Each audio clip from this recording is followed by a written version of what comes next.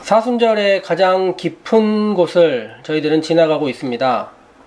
해마다 사순절이 되면 경건에 힘쓰자, 말씀을 묵상하자 이런 말들을 우리가 하지만 사실 우리의 일상은 무척 바쁘기도 하고 코로나와 국내의 다양한 상황들은 우리가 그런 기간을 보내는지 조차 잊게 만들고 사실 너무 바쁘게 살고 있기도 합니다. 우리는 그렇게 살다가 교회에서 고난주간이 되거나 성금요일이 되면 약간의 부담감을 갖고 또 며칠이 지나면 부활절 혹은 부활절의 계란을 맞이하곤 합니다. 삶이 복잡하다고 해도 우리의 신앙에 대한 우선권을 생각하자면, 신앙이 가지고 있는 우리 삶의 중요성을 생각하자면 갑작스럽게 혹은 스치듯이 부활절을 맞이하지 않으려면 우리가 이 기간 우리가 어떻게 신앙에 대한 기준을 정하고 그것에 실천하느냐에 따라서 신앙이 성장할 수 있다는 것을 늘 기억해야 합니다. 우리는 이 기간에 단지 우리가 교회에서 일반적으로 말하는 구원, 여기에 멈출 것인가? 아니면 구원의 단계를 더 넘어서 더 나은 신앙인 혹은 주님을 따르는 제자 혹은 그런 길을 향하여 매일매일 더 나아가는 신앙인이 될 것인가를 결단해야 합니다. 이렇게 신앙생활에 대해서 고민하는 일들, 그리고 이 신앙을 더 나은 형태로 만들어가기 위하여 매일매일 걸어가는 일들, 이것은 평생 우리에게 무척 중요한 일입니다. 우리의 신앙은 멈춰있는 신앙이 되어서는 안 됩니다. 제가 늘 이야기하는 말처럼 멈춰있다면 반드시 더 나빠질 것이기 때문입니다. 페달을 밟지 않는 자전거가 넘어지듯이 날마다 십자가를 지라는 그 말씀을 기억하지 못한다면, 날마다를 잊는다면 우리의 신앙은 반드시 더 나빠질 것입니다. 그런데 약간은 무책임한 것이 말입니다. 무척 긴 신앙의 훈련 기간, 40여일의 기간이지만 시험이 있는 것도 아니고 무슨 성적이 있는 것도 아니며 어떤 평가를 내리는 것도 아니다 보니 그러기에 스스로 무엇인가를 해나가서 더 나은 형태로 바꾼다는 것이 쉽지 않습니다. 그렇지만 문제는 사순절은 해마다 돌아온다는 것이고 무슨 일이 있어도 우리는 이 기간을 신앙인 안에서는 늘 보내고 있다는 것입니다. 그러니 대림절이나 사순절과 같이 기간을 가지고 있는 절기들을 보낼 때 우리들은 두 가지가 필요합니다. 첫 번째, 그 시간을 자신만을 위해 사용하지 않는 훈련과 연습을 해보는 것이고, 혹은 내가 나 자신을 위해서 사용하기 위하여 노력하고 있다면 그 마음의 유혹을 이겨내기 위하여 노력하는 것, 즉 연습과 훈련이 필요하다 할 수 있겠습니다. 종이로 보는 시험은 없지만 우리 일생 가운데 다른 종류의 시험들은 늘 여전히 우리를 찾아오고 있기 때문에 시험을 보지 않더라도 시험을 대처하는 일은 우리에게 필요하다 말할 수 있겠습니다. 오늘 말씀을 통해 유혹과 시험이 무엇인지, 시험이란 무엇인지, 또 어떻게 하면 이길 수 있는 것인지에 대해서 함께 고민해보고 결단하는 시간이 되었으면 좋겠습니다. 오늘 말씀을 읽으셨지만 오늘 읽은 말씀 성경에서는 광야에서 시험을 받으시는 예수님에 대한 이야기가 있습니다. 성지의 순례를 다녀오신 분들도 계시겠지만 대부분 그곳에 가지 않으면 이스라엘의 광야라는 것이 우리나라의 자연 환경에서는 경험할 길이 없습니다. 광야에 대해서 다녀오신 분들이 써놓은 글들을 보면 약간은 놀랍게도 아주 아름다운 절경이나 놀라운 풍경이 있을 것 같지는 않은데 그곳에서의 경험이 내 일생 최고의 경험이었다라고 이야기하시는 분들을 적지 않게 보곤 합니다. 그런데 우리들이 그 광야를 보지 않았더라도 광야 같은 세상이라는 말 자체는 약간은 이해하고 있지 않습니까? 그렇지만 광야를 생각할 때 맨 먼저 드는 것은 약간은 거친 이미지, 생존의 최소한의 조건만이 있는 그 환경, 그리고 구약 성경에 많은 사람들이 겪었던 힘들었던 일상의 이야기가 떠오릅니다. 예를 들면 이스마엘을 잉태하고 광야로 나갔던 하갈, 또 아주 어린 이스마엘을 데리고 광야로 나갔던 하갈의 이야기에서 광야는 절대로 사람을 환대해주지 않는 곳이었습니다. 이세벨에게 쫓겼던 엘리야가 광야로 나갔을 때도 엘리야는 그곳에서 죽기를 오히려 소망하고 있었습니다.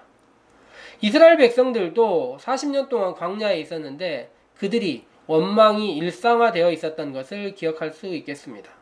즉 광야는 아무것도 없는 곳은 아니지만 희망을 품을 수 없는 곳, 즉 절망의 장소처럼 여겨지고 있었습니다. 그런데 최근에 광야에 대해서 이야기하는 분들이 이곳이 최고의 경험이었다 이야기할 수 있는 이유가 무엇일까요? 구약 성경 시대에는 그랬는데요. 신약 성경 시대가 되면 구약의 힘든 이미지와 달리 어떤 영적인 기운이 있는 곳이고 무엇인가 절제하고 자신을 변화시킬 수 있는 장소로 광야를 생각하는 사람들이 많았던 것 같습니다. 절제하며 영적인 새로움을 추구하는 곳으로 광야를 생각했다는 것입니다. 그래서 세례 요한이 그곳에서 그렇게 선포하고 외쳤던 것입니다. 우리나라의 일종의 광화문이라고 해야 될까요? 선포하는 장소처럼 광야는 여겨져 있었습니다.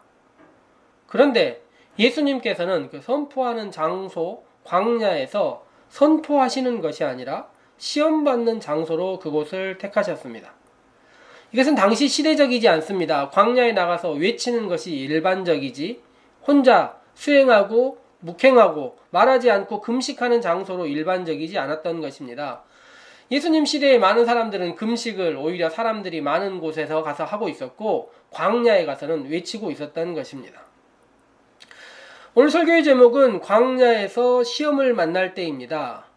우리의 일상 가운데서 거칠고 혹은 갈등이 있거나 어려움이 있을 때 보통 이유가 무엇이냐면 시험이 그렇게 만들기도 하고 갈등과 어려움이 시험을 만들어내기도 합니다. 제목은 광야에서 시험을 만날 때라고 했지만 시험이 광야를 만들어낼 수도 있고 광야가 시험을 만들 수도 있습니다. 그러니 예수님께서 가셨던 그곳에 대한 이야기를 한번 더 생각해 보셨으면 좋겠습니다.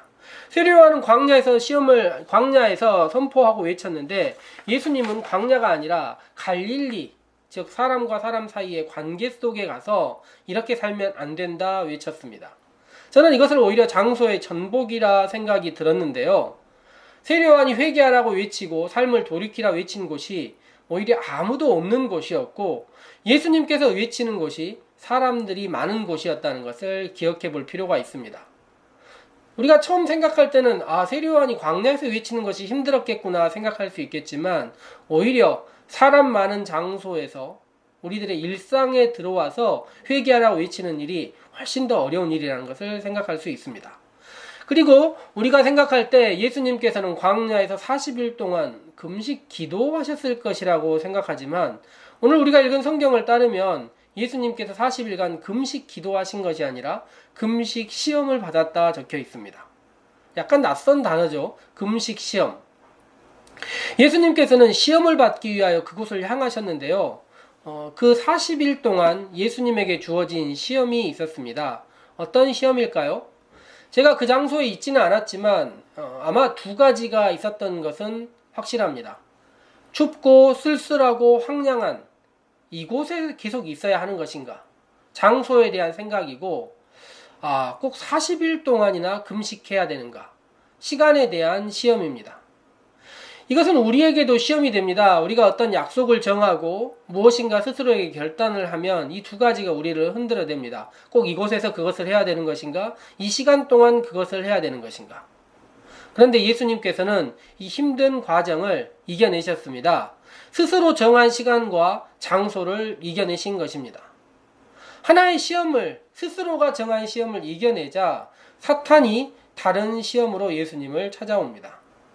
성경에 기록된 세 가지 시험입니다. 성경에는 시험하는 자 혹은 유혹하는 자, 마귀와 사탄 이렇게 세 가지 용어가 혼재되어 있지만 이걸 설명할 시간은 없으니 오늘은 통상 사탄이라고 통칭하도록 하겠습니다. 그런데 먼저 시간과 장소를 이겨내지 못한 존재들에게는 다음 시험이 찾아오지 않습니다. 늘 장소와 시간이 문제가 됩니다. 우리가 무엇인가 노력하고 무엇인가 훈련한다고 할 때 노력의 정점이 되고 노력의 과정을 거쳐야 찾아오는 시험이, 어려움, 고난이 있다는 것입니다. 이것은 낮은 단계에서는 경험하기 어려운 문제입니다.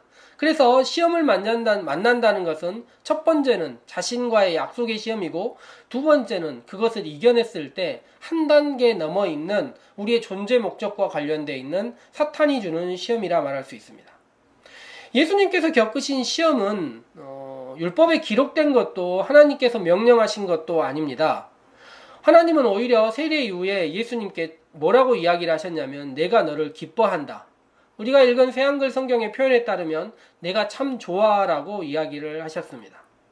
그런데 예수님은 사랑받는 존재로서 멈춰 있는 것이 아니라 이후에 스스로 시험의 길로 찾아가셨습니다. 왜일까요? 세상은 사랑받고 사는 존재로서만 살 수 없기 때문에 우리에게 먼저 보여주신 것입니다. 사랑받는 존재와 시험받는 존재로 어떻게 살아가는지 말입니다. 그리고 우리 또한 사랑받는 존재로 살아가지만 시험받는 존재로 살 수밖에 없기 때문에 예수님이 걸으셨던 길을 보면서 배우는 것입니다.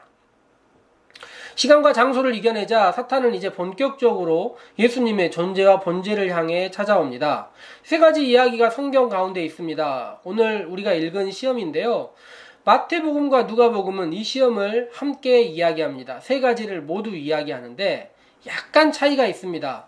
첫 번째, 돌로 떡을 만드라는 시험은 같은데요. 두 번째와 세 번째 시험이 마태복음과 누가복음에 바뀌어 있습니다. 누가복음은 세 번째 시험 이후에 연속성을 이야기하고 있고 마태복음은 시험 이후에 마귀가 떠나가고 단절된 상황을 보여줄 수 있습니다. 물론 두 복음서 모두의 상황에 맞추어서 설교하고 설명할 수 있지만 오늘은 마태복음만 먼저 읽도록 하겠습니다. 성경을 읽어보면 그 시작 즈음에 나와 있는 말처럼 사탄이 예수님을 누구로 생각하는지 알 수 있습니다. 그리고 사탄이 우리에게 질문할 때도 무엇이라고 말할지 알 수 있습니다. 오늘 성경 말씀의 3절 말씀을 보면 이렇게 사탄이 질문할 때 시작합니다. 내가 만일 하나님의 아들이라면. 시험을 세 가지 하지만 먼저 질문하는 것입니다. 내가 하나님의 아들이냐? 이렇게 묻는 것입니다. 우리에게 사탄이 시험을 준다면 뭐라고 할까요? 내가 성도라면, 내가 제자라면, 내가 하나님을 믿는 사람이라면 이렇게 하고 시험을 시작하는 것입니다. 도발적이기도 하고 알고 있는 것을 드러내지 않고는 못 견디는 사탄의 특성을 보여주기도 합니다. 그러면서 내가 너를 잘 알고 있는데 라고 이야기를 하면서 세 가지 시험을 주는데 첫 번째가 시장하다 줄이다라는 말에 이어서 돌로 떡을 만들어 먹으면 될 것이 아니냐 이야기를 합니다. 우리라면 물론 그런 능력이 없어서 문제가 되지만 예수님은 이 시험의 본질을 파악하고 있습니다. 두 번째는 오늘 말씀에 따르면 거룩한 성전의 꼭대기에 데려간 다음에 거기서 뛰어내려라 이야기를 하고 마지막에는 아주 높은 산에 올라가서 자신에게 절해보라 이야기를 합니다. 사탄은 왜 이런 일들 세 가지로 시험을 했을까요? 사람들을 먹이는 일, 높은 곳에서 내려오는 일, 천한 만국을 하나님의 통치로 이끄는 일. 이것이 예수님의 사역의 본질과 가깝다는 것을 사탄이 알고 있었기 때문입니다. 사탄이 모든 것은 아니지만 예수님께서 오셔서 하실 일들을 알고 있었던 것입니다. 그렇다면 예수님은 왜 돌로 떡을 만들거나 뛰어내리거나 절하지 않았을까요? 자존심 상해서 사탄이 시키는 일 따위 할 수 없다 생각하셨을까요? 여기서 예수님께서 먼저 겪으셨던 시험, 시간과 장소를 이겨내는 일이 필요합니다. 그것은 다가올 시험을 피하지 않고 마주하게 해주며 시험을 이기게 해줍니다. 그것이 무엇일까요? 과정의 힘, 시간의 힘, 한 장소에서 멈춰있는 힘을 믿는 일입니다.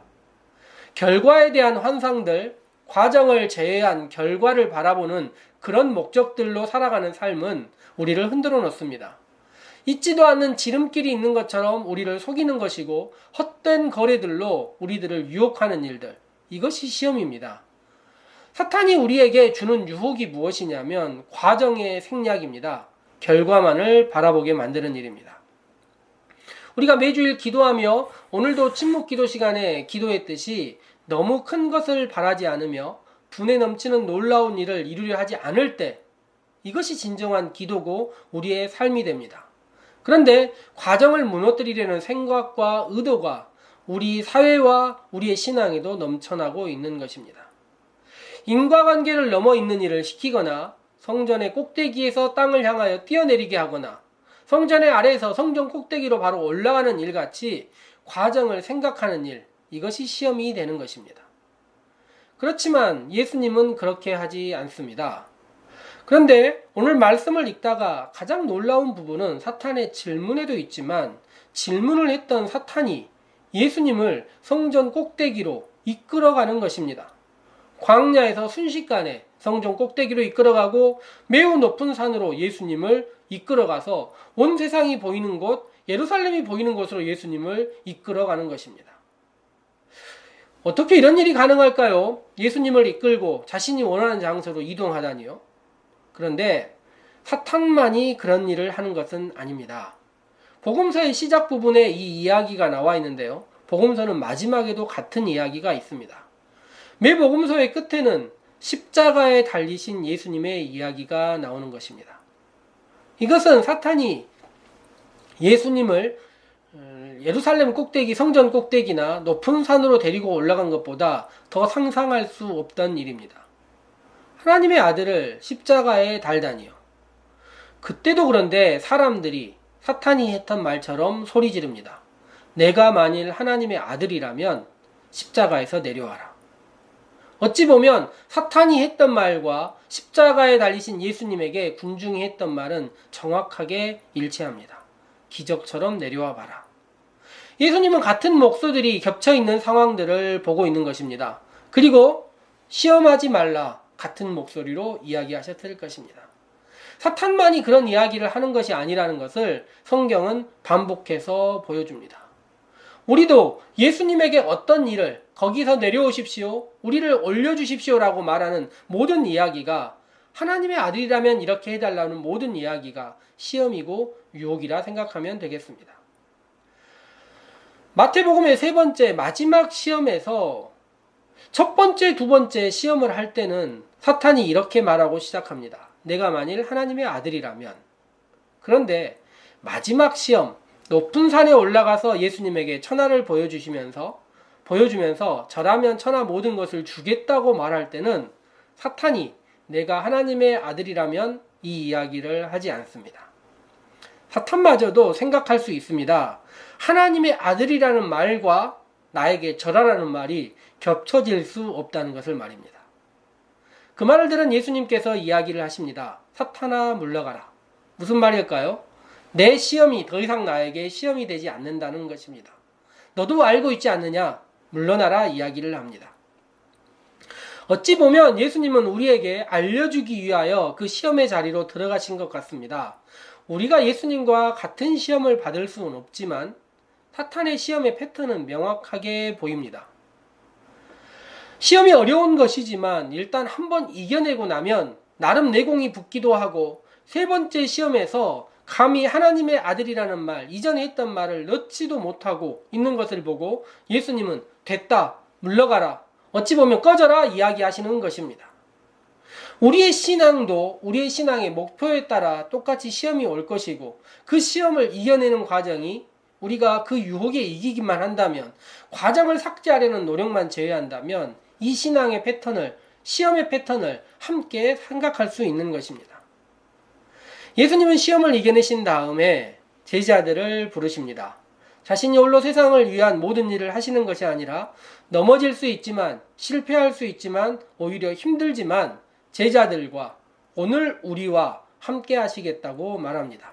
사람들을 먹이는 일을, 그리고 세상을 구원하는 일을, 그리고 세상을 하나님의 통치로 바꾸는 일을 우리와 함께 하시겠다고 생각하시는 것입니다. 그래서 예수님은 성전에서도 십자가에서도 자의로 내려오지 않으시며 돌로 떡이 아니라 사람들이 내놓은 떡과 물고기로 더 많은 사람들을 먹이시기 위하여 한 걸음 한 걸음 움직이시는 것입니다. 그리고 사순절이 다시 우리에게 있습니다. 우리는 사순절의 한가운데를 지나고 있지만 다시 우리에게 찾아오는 시험들과 여러 가지 어려움들과 시간과 장소부터 시작하여 세상의 많은 유혹들, 과정을 거치려고 하고 과정을 넘어가려고 하는 지름길만을 선택하게 하는 세상의 유혹들 가운데 다시 우리들은 찾아가게 됩니다. 살아가게 됩니다. 그렇다면 우리가 어떻게 그 시험을 이겨내며 이 사순절을 보낼 수 있을까요? 예수님께서 보여주신 방식을 기억하는 것입니다. 시간과 장소를 정하여 그것을 지키며 시험하기 위하여 우리를 찾아오는 존재들을 향해서 성실함을 보이고, 그리고 함께하는 사람들과 함께, 우리 살림의 성도들과 함께 한 걸음 한 걸음 걸어가면서 신앙생활하는 일, 이것이 우리에게 주어진 신앙의 일입니다. 이것이 우리가 할 수 있는 광야에서 시험을 이기는 일입니다. 사순절의 깊은 시간 속으로 우리는 들어가고 있습니다. 목사도 우리 모두도 상대방에 대해서는 누구도 알 수 없지만 주님만이 아시는 스스로의 신앙의 훈련과 연단과 더 나은 신앙의 길들을 목표하시고, 그것들을 한 걸음 한 걸음 삶의 성취로, 신앙의 성취로 살아낼 수 있는 우리 살림의 모든 성도들 되기를 소망해 봅니다. 함께 잠깐 묵상하시면서 기도하시겠습니다.